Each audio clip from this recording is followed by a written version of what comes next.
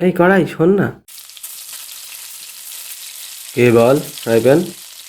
এই তেল চিটচিটে জীবন আর ভালো লাগে না। এই ডিম ভাজি, মাছ ভাজি সব কিছুতেই শুধু তেল। তোর কত সুবিধে, ডাল তরকারি এসব রান্না হয় তোর বুকে। ফ্রাই প্যান, তুই আসার আগে ওসব তেলযুক্ত ভাজি আমার বুকেই হতো রে। তখন কত প্রকার ভাজি তরকারি হতো এই আমাকে ব্যবহার করে। এখন আবার কারি কুকার এসে অনেক বাসায় আমার চাকরি চলে গেছে।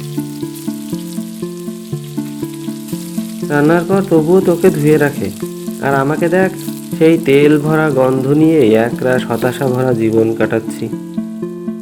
তবে একটা জিনিস খুব ভালো লাগে, যে তোর মতন পেছনে আমার আগুন জ্বালাতে হয় না। আগুনে পুড়তে পুড়তে তোর পাছা তো লাল থেকে কালো হয়ে গেছে রে ভাই। তোর এই পোত পোড়া জীবন দেখে আমার হতাশা কিছুটা কাটে বটে। দেখ ফ্রাই প্যান ওরফে ভাজার চাটু, আমার পাছা কালো বলে কেলিও না। তোমার মুখের ছিরিও যে খুব বিচ্ছিরি, সেটা কিন্তু অম্বল হলে যেমন পেট কামড়ায় তেমন চিরন্তন সত্য। তবে রে, আমার মুখ বিশ্রী দেখতে, অম্বলের মতন। ওরে কড়াই, করিস না তুই এত বড়াই। পদে তোর আগুন দিলে তবেই হবে রান্না। এবার তুই বুঝবি বেটা, করবি কত কান্না। আচ্ছা, তাই বুঝি।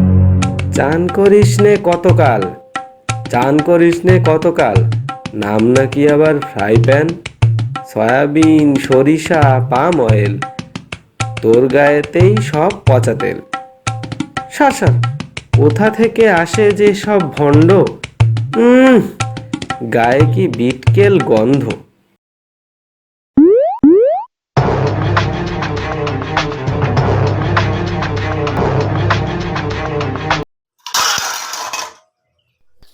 রান্নাঘরে কিসের এত আওয়াজ রে? দাঁড়া, আমি আসছি।